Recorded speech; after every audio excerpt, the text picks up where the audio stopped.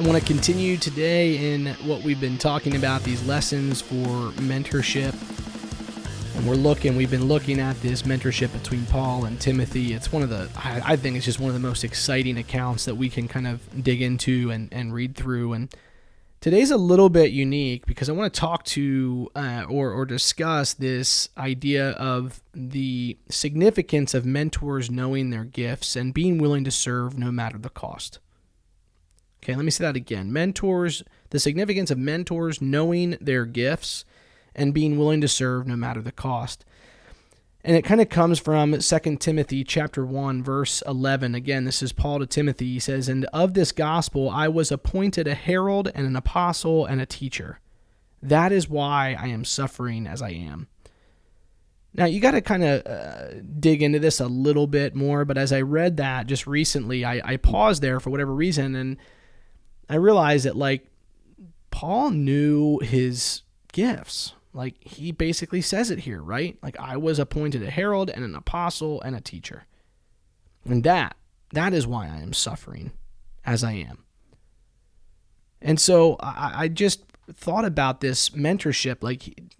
Paul here is very confident in his gift set.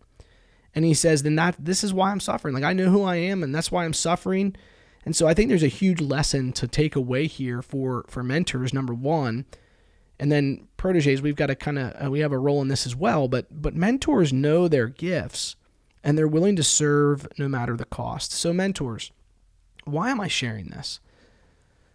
There's all kinds of excuses out there that we hear in the last 15 years when a man is approached and we say to them, "Hey, would you consider being a mentor to this man?" A lot of the excuses we get are, "Well, hey, I'm really busy. I got a lot going on. I'm already serving in certain areas. I'm not sure I'm qualified. I feel ill-equipped.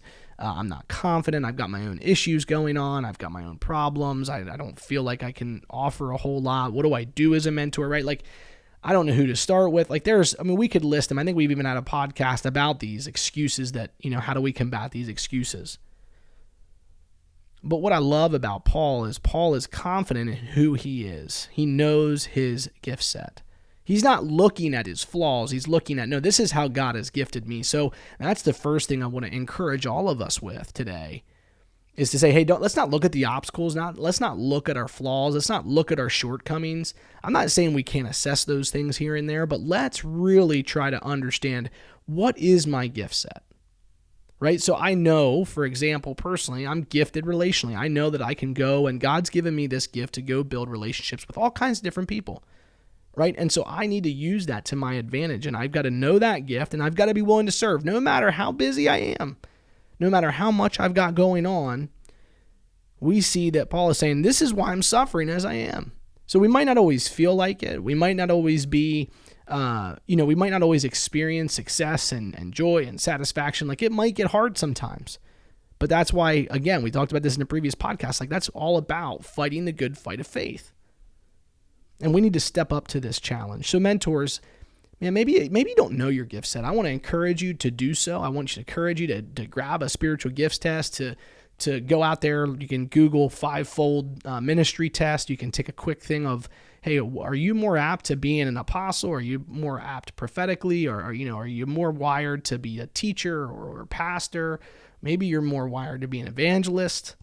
But know your gift set. And then use that gift set to help the kingdom multiply. And no matter the cost, right? For Paul, it was the price that he was willing to pay was death.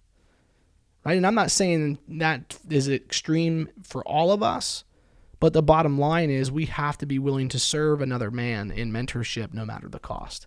But we can only do that when we know our gift set. And proteges, to kind of flip the roles here a little bit and to encourage you, and that is to, hey, you too can know your gift set. And maybe you see a gifting in your mentor, remind him of that and let him know how his gift set is helping you move forward. Mentors, we can do the same. We can help our proteges identify their gift set. But it all comes down to this, and this is simplicity of the mentorship lesson that we're learning in all of this, is that we have to be willing to serve no matter what. We'll talk to you guys next time.